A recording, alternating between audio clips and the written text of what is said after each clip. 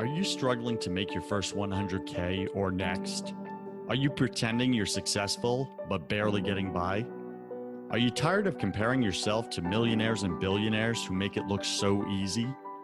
Welcome to First 100K, the #1 entrepreneur voice in America. I talk about the important things that no one else is talking about, like how to make your first $100,000, because I believe this is where 90% of entrepreneurs get stuck. And I tackle the mental game of entrepreneurship that we all secretly struggle with but won't admit. My guests are successful entrepreneurs who share their mistakes, their #1 fears, their daily habits, and their superpowers that push them over the 100K mark. I'm your host, your coach, your friend, Joseph Warren. I'm also a 10-time failed entrepreneur and the owner of 2 co-working spaces here in Tampa, Florida. This show was created for you, the entrepreneur who's pushing to break through the elusive 100K milestone. Wherever you are in your business, you're just 100K away.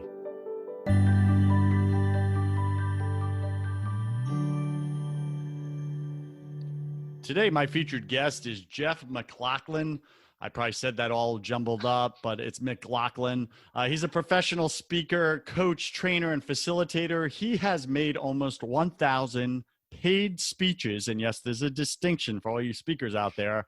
You got to be paid, okay, to be a professional speaker. Up to almost 1 million individuals across North America. Now, as a coach, he believes deeply in the impact of powerful conversations. In addition, Geoff is the founder of Professionals at Play. You can find him at professionalsatplay.com, a training organization that specializes in growing highly productive teams through engaging and meaningful activities. He's going to talk more about that, what he means by that. His passion is to help people believe in themselves, believe in others, and take action to make their communities better than they thought they could be.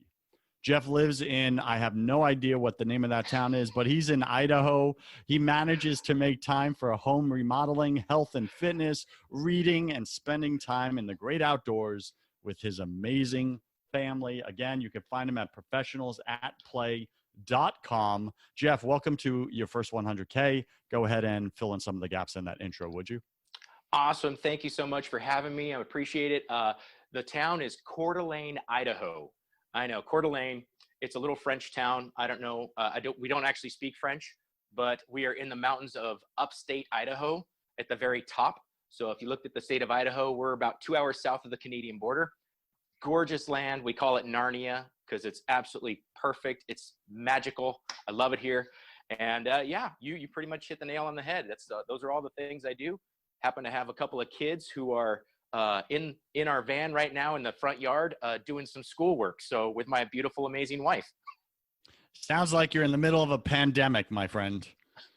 You know, I guess we are. Although this wouldn't be too far out of the normal for us. Other than my wife is at home and my kids aren't at school. So, you know. Well, it sounds pretty cool to be in a pandemic in Narnia.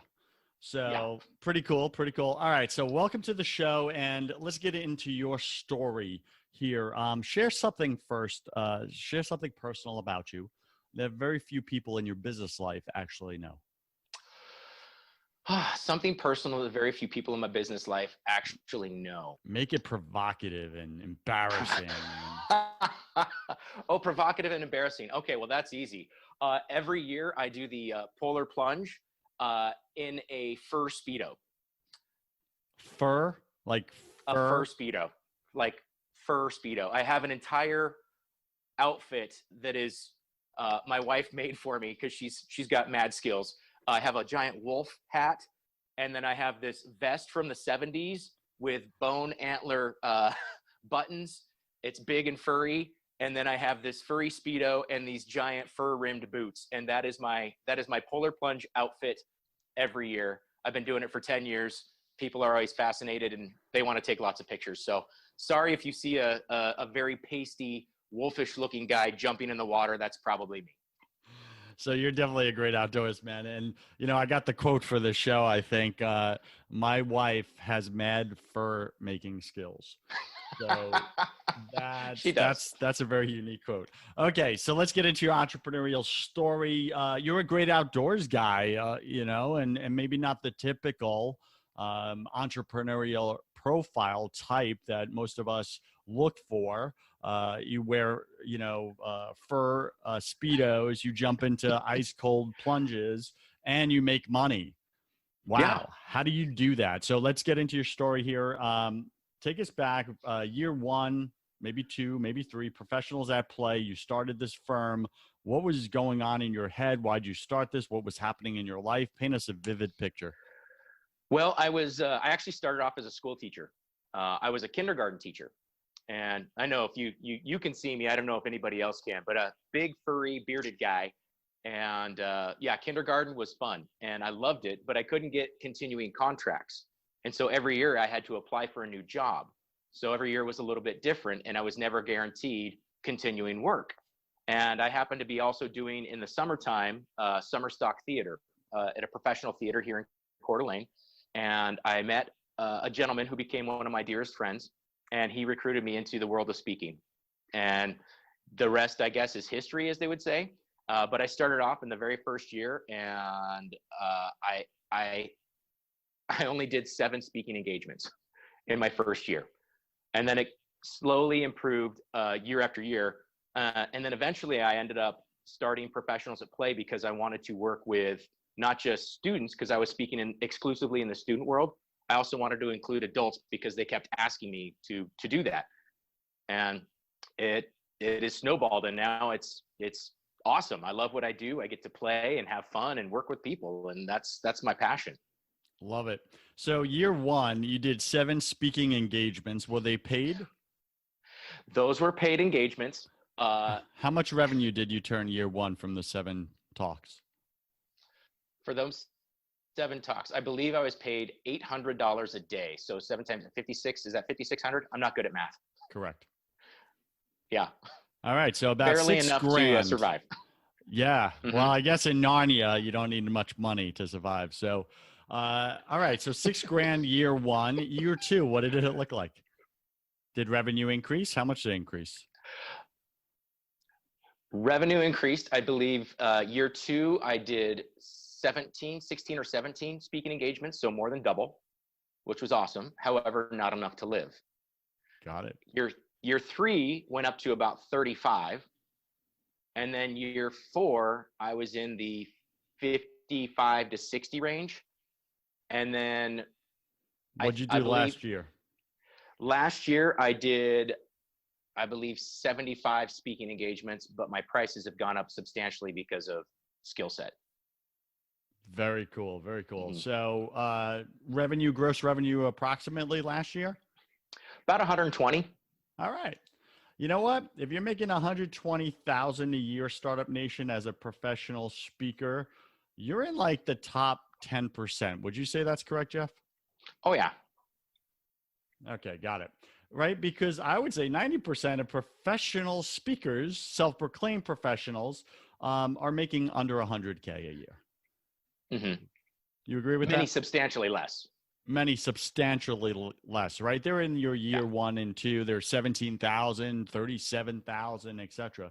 So if you're a speaker, we're going to get clear on what Geoff did tactically, strategically to increase his income, his speaking revenue to now $120,000 a year, living in perfection land, Narnia. So Geoff, I want you to walk us through it, like right out the gate. What are your top 3 tips or strategies for Startup Nation, especially in the speaking industry? However, Startup Nation, if you're not in the speaking industry, many of the top 3 that I share on this show, these tips, these strategies are universal type skills, meaning that they cross industries, right? Mm-hmm. So like, go find your target audience. Who's your ideal audience? Well, that's every industry out there. Mm-hmm. Okay. As an example. All right. So Geoff, what are your top 3 tips and strategies for Startup Nation to cross the 100K this year in 2020? I would say that number 1 is practice, practice, practice. Be amazing at your craft. And you don't have to be in front of a group of people to practice your craft. Tell me more. I spent the very first time I did a speaking engagement, I had probably practiced that speech at least 150 times in front of a mirror. I kept looking, and how did I move my hands? What facial expressions did I use? I practiced and practiced and practiced because I didn't want it to suck. And I've got a great friend whose number one rule of success is don't suck. Whatever you do, don't suck. And that's important. If you're competent and confident in your skill set, no matter what the industry, that will come through. So for speakers, practice, practice, practice. And in any industry, practice, practice, practice. That'd be number one. Number two would be stay consistent. Consistency, whether that's online social media, building your business, the practice piece, getting in front of groups, whether how many calls you have to make to get the leads that you need to make sure that you close enough deals, whatever it is, consistency is key in everything that you do. All right, I have to ask you a question. Let me go deeper with that one. Stay consistent, because we hear that one a lot, but here's where we get in trouble. In between our ears.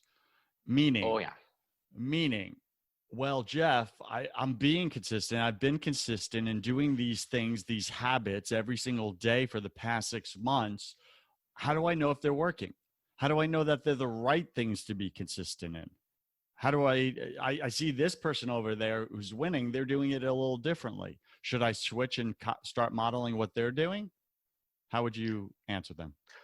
I would say that's the shiny object syndrome. Like, oh, look at what they're doing. I'm going to go do that and be successful. That's not how it works. Once you have developed your niche and you've identified your ideal clients and you have practiced, be consistent and keep track of the numbers. The numbers won't lie. Like, what are you tracking? How are you tracking your data? Like, are you every day? Great. You're reading for 20 minutes in a positive book or something that will help edify your mind mentally, emotionally, spiritually. What are you doing that way? Those habits that you create in maintaining consistency will determine your success. And so you can't just look at what everybody else is doing. You can initially and say, what are those things that they're doing to be successful? Are they similar to what I'm trying to do?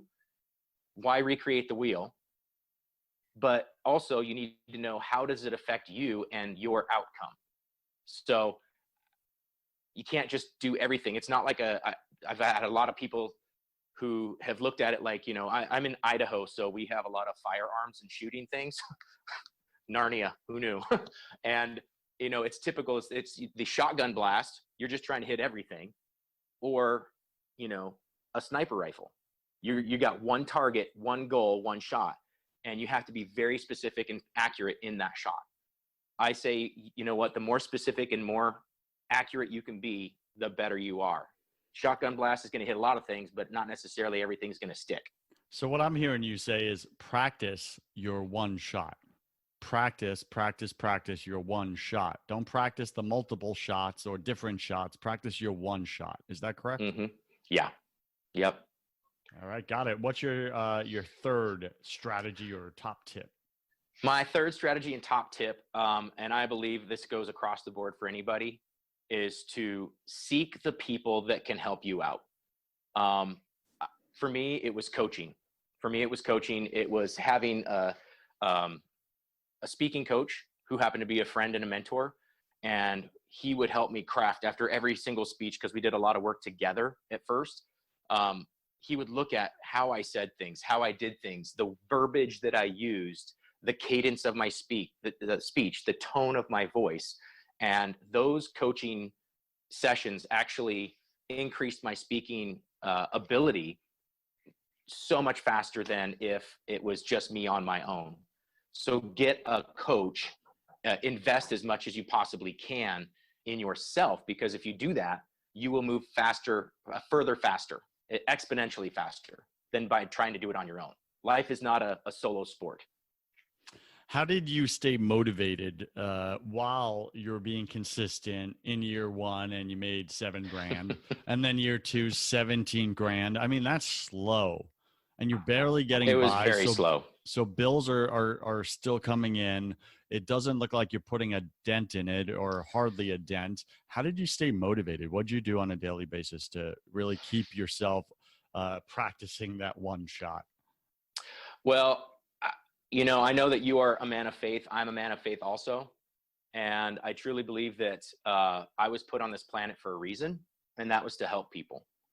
And that is my gift. That is my God-given gift. And I would be remiss if I didn't say that everything that I do, everything that I have is because of the gifts that God has given me. And that alone helped me to move forward through the hard times, because it just was, like, you can't make a living on $5,600 or $7,000. I had 16 jobs the very first year I was a professional speaker. And I did those things because I knew that I was going to be a professional speaker. And I already had it in my mind. I already saw it and visualized it and had that positive mental attitude of, this is my career, this is what I'm doing, and I will do everything that I absolutely have to make it work. And it really took about, I'd say probably about 5 to 6 years before all of a sudden I was like, now I am what I would determine, I deemed a professional speaker, meaning my money, all the income that I had was from speaking. I didn't have to have side jobs. And that's been that way for the last 8 years, I believe, 7 or 8 years. That's so cool. How did you, or better question, was there a point where you wanted to quit, throw in the towel, and just give up? Oh my gosh, yes, so much.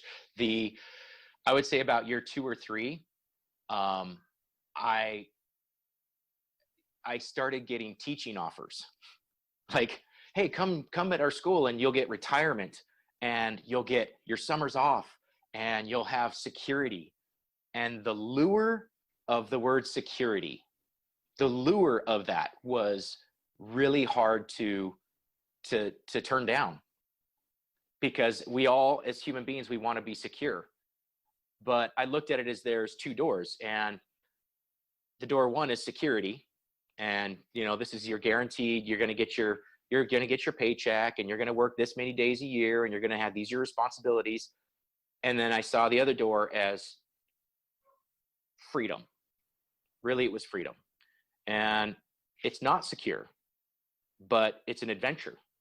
And I looked at the door 1 and I saw, oh my gosh, I can have security. I can have a teaching job, a full-time teaching job, and I can affect people, and I can work in a school, which I love. But at the same time, I went, that's a ball and chain. Once I get there, I can't leave. How can I leave that? It's a prison. To me, that's what I absolutely did not want that.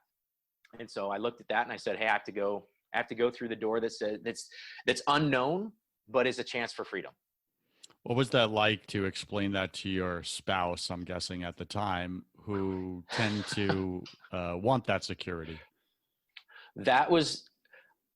I am, again, so blessed that my wife is the most amazing woman on the planet. She has been, again, she is a gift from God, and I am grateful every day for her. She grew up, and this is funny, before we got married, she actually told me, she goes, I know this sounds strange, but I've always known I was going to marry someone that traveled for business. And I said, oh, well, that's weird, because I'm going to be a teacher and I'm going to be at home all the time. So that's not going to work. And she's like, okay. But then all of a sudden I started speaking and started traveling, and she's like, told you so. And so it was nice. I was lucky that I did have a person who was supportive. She was in college at the time as I was building this organization. And so she wasn't necessarily bringing in income. She had her school loans. So at times we were surviving off of financial aid from her college. I mean, it was slim pickings, but it was just the 2 of us. And I have a tiny little house, which was, thank God, it was, again, a gift from God. I bought a house for the price of a nice car. And it's everything in my life, I have to say, has been absolutely blessed and touched by God. And that's I'm grateful for that every day. I love that. I love your humility. I really do, Geoff. So many times, especially in the entrepreneurial space, we hear the term self-made man. self-made success, and we tend to believe it about ourselves that I got myself here. Look at me. Everybody, check out my degrees. Check out my income. Check out my car. Check out my boat, my house, etc. And we place our identity in all those things. And what I'm hearing from you is not that. I'm hearing that you have a deeper strength, because your source, and you're not it. If Yep. that makes any sense. Mm-hmm. Yeah. So It does. I really get that. So thank you for that. I really appreciate just that transparency and the struggle of it all. Why do you think 90% of entrepreneurs are struggling to get over the 100K mark? That's a great question. I don't know if it's time and patience, if it's the practice piece, I think a lot of people are struggling because you just said it. They're trying to do this. They want to be the self-made millionaire. They want to be, look at me, look at all the things that I did. Life is a team sport. Business is a team sport. You look at any self-made millionaire, and behind them is an entire team of people that help them get there, whether they want to admit it or not. They might have had a great idea, but you've got a ton of people that actually work together to make that dream come true. Maybe they're just the dreamer, but I know where my skill sets lie, and there are so many things that I am terrible at in business. That's why I have help. If I can have help in the areas that are my weaknesses, I can focus on my strengths. And that's why a team comes into play. I think a lot of people are trying to do it on their own. They're trying to be everything to everyone, and they haven't narrowed down the clarity of who they're supposed to serve. And as soon as they get to those points, whether that's this is my ideal client, or this is the industry that I'm breaking into, or these are the people on my team, I think until that point, people are going to struggle with trying to make that first $100,000, unless they have like the most brilliant idea ever. And it's like, oh my gosh, you just caught on like wildfire. And I was just hanging on by coattails and trying to ride this thing out. But most of us we have to work at it. Got it.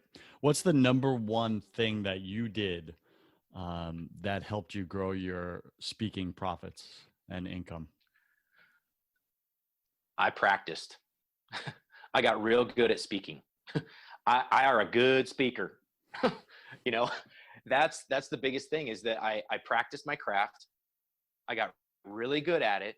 And then I had consistency with my clients. And so it wasn't just I tended to go year after year to the same places, to the same clients, because I provided an excellent service that they liked, that they wanted, that became a part of their culture. And that was important for just not only numbers, but in terms of increasing profitability, because I have a client list, and then I'd add a couple more, and then I'd add a couple more, and I'd go back to the same clients year after year after year. And so that consistency piece. So to clarify, you built your business on repeat business. Mm-hmm. And you did that by really putting excellence into everything that you did, or the one thing that you did. You did it so well that they wanted you back over and over again. They tell their friends about you, etc. You add a few more in, but you're constantly going right back to those same people with those same relationships that you invested in. Is that about right? Yep. That sounds like more fun way of building a business than going out and chasing the next relationship, the next client, the next transaction. What do you want to say about that? Who was I talking to? I believe it was either yesterday or the day before. I was having a conversation with somebody in the business world about this. And they said that the first time they meet somebody, they have absolutely no desire to turn them into a client. The only thing they want to do is get to know them. They want to get to know that person as a human being, so that they can figure out, how can I serve this human being? Has nothing to do with being a client. They don't care. I don't care if he said, I don't care if they ever join my group. I don't care if they ever hire me. I want to know, how can I serve that one person? How can I make their life better? And again, this is a person who's a believer, and his whole difference is, how do I make a difference in somebody's life? And I believe that when we start to serve people at a deeper level than just, here's a product, it's the relationship that goes with it. Then it becomes fun, because now you're doing business with your friends, with people that you not only know, like, and trust, but that you actually love and care about. Woo, sorry. So what I'm hearing you say there is there's a distinction between chasing the transaction and then adding a relationship on top of it versus chasing the relationship and then adding a transaction later, possibly, or a product. Mm-hmm. Two completely different intentions. Oh yeah, and I believe that people can see that. People can sense that. They know when you want to sell them something versus they know when you're actually genuinely interested. And if you are truly interested in human beings as, how do I help this next person? What do I do to serve this person? What do I do to make their life better? I think that comes through as genuine, authentic. Like I said, I'm a good speaker. Genuinely authentic engagement with another human being. And so many people, they just want to connect. They just want to be connected to another human being. We are so distracted with all the technology and all the negativity in the world. People are looking for that relationship. And if you can provide that, no matter what your business, I believe that your business will boom. Your business will go through the roof because you're serving people, not just servicing a product. Startup Nation, Geoff McLachlan, we're speaking with. You can find him at professionalsatplay.com, professionalsatplay.com. He's allowing us to see who he really is, what he stands for, why it's working in his business, and how you could benefit from doing it in yours. So, Geoff, welcome to my favorite part of the show. Welcome to the hustle round. I'm going to ask you 10 quick fire questions. You'll have about 3 seconds to answer each. Don't overthink it. It's just for fun. Are you ready, sir? I am ready. Okay. I've got my stretch on. What's your favorite thing about being an entrepreneur? The freedom. What's your least favorite thing? The social media aspect of having to do everything to be in front of audiences. What are you most afraid of? That something bad would happen to my children. Got that. I believe we're all struggling with something at any given time, any moment of our life, Geoff. What are you struggling with either professionally or personally right now that you're willing to share with us? It kind of goes to both personally and professionally. Right now, with all the negativity in the world, with the times that we are in right now, it's insane. I am a hugger. I am a person who craves physical contact. I don't care. The first time I meet somebody, it's a handshake, a hug. I can go either way. For me, that social distancing piece has been really challenging right now. And I crave people. So I'm having a hard time being socially distanced from people. So I'm doing a lot of FaceTime and a lot of phone calls to try and, edify my friends and myself and make sure that that we're all still connected. That's what I'm struggling with.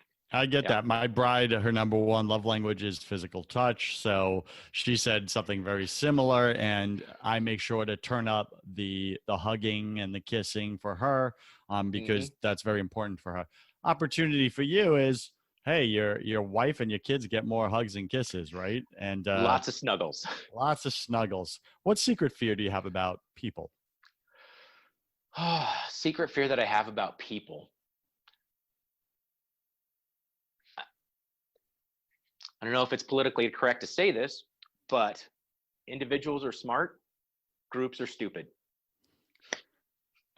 I get that. Yeah, the mob. It's the mob mentality. Oh my gosh, it's insane. It is really insane. Got it. What did you spend way too much time doing your first year in this business?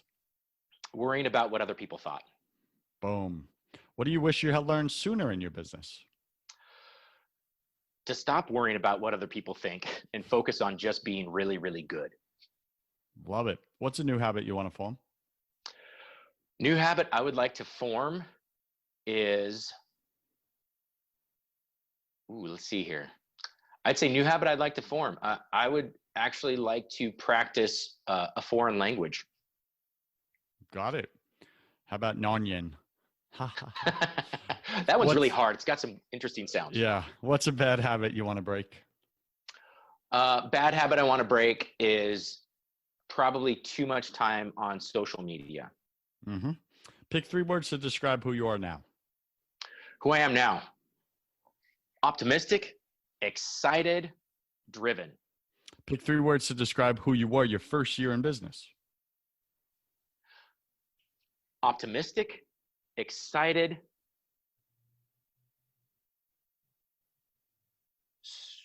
struggling. Yeah, struggling. I get that. And last question, if you could come back to life, Geoff, after you died, look your family and friends, your wife, your kids in the eye, give them only one piece of advice about life, eternity, everything. What would you say to them?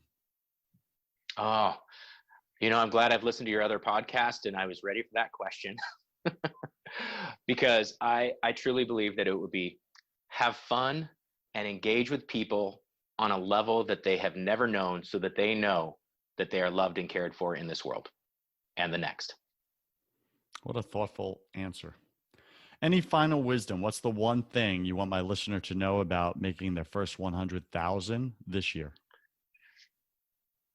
Connect with people on a level that they've never understood or experienced before to let them know that they are loved and cared for in this world and the next. And that will take you to the next level. That's powerful. What's the best way for Startup Nation to get in touch with you if they so choose? They can find me at professionalsatplay.com or on LinkedIn at Geoff McLachlan. That's Geoff McLachlan, as in Sarah McLachlan, the singer. You'll have to look that up because it's crazy to spell. Or on Facebook, you can find me at Professionals at Play as well. All right. And just so I repeat that, the website, professionalsatplay.com. It cut out for a second. So professionalsatplay.com. Startup Nation, go find out more about Geoff. Get to know him in a real and authentic way. I believe he is that guy. He's real. He's genuine. He's authentic. He's not here to show off or anything like that. He's just here to serve. And that's a really great place to be. So Geoff, thank you for being on your first 100K. I wish you God's love, peace, and joy in your life, sir. Thank you so much. God bless. And thank you for doing what you're doing. And everybody, good luck. Have fun. Cheers. Cheers. Startup Nation, you cannot show up authentically in your business without building faith in your business. If you want to have that conversation on the faith side of things, go check out my other podcast called Broken Catholic. On that show, I interview all different guests about why the world isn't working right now. Plus, I tackle unspeakable topics that you may secretly struggle with, but won't admit. We got to get your faith right to get your business right. Go to brokencatholic.com. I'm Joseph Warren, and you were made for greatness. So stop being a wuss and start being a winner. Have a blessed day, and I'll see you right back here next week.